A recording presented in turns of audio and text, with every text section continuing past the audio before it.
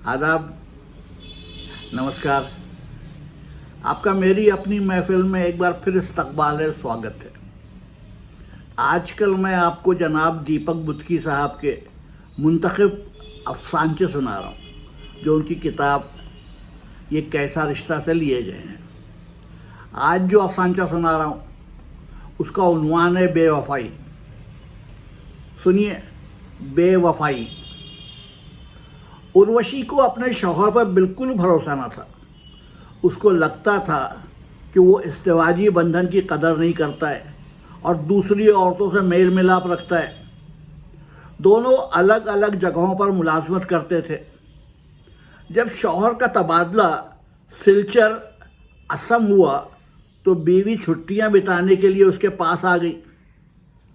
वहाँ घरों में काम करने वाली औरतों को देखकर उसे यकगुना इत्मीनान हुआ, क्योंकि वह स्याह फाम थी।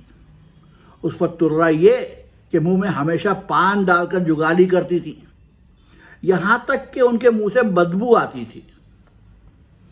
छुट्टियां ख़त्म होने को थीं कि वो अपने लड़के से मुखातिब हुई। चलो अच्छा हुआ, यहाँ औरतें काली कलूटी हैं और बहुत पान खाती हैं, तुम्हारे पापा को पसंद नहीं आएंगी।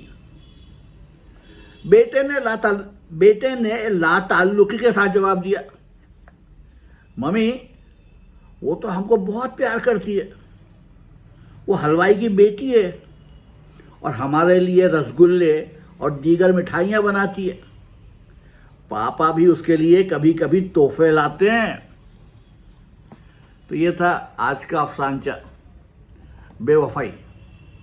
कल फिर आऊँगा, एक और अफसानचा सुनाऊँगा। तब तक के लिए इजाज़त दीजिए। आदाब।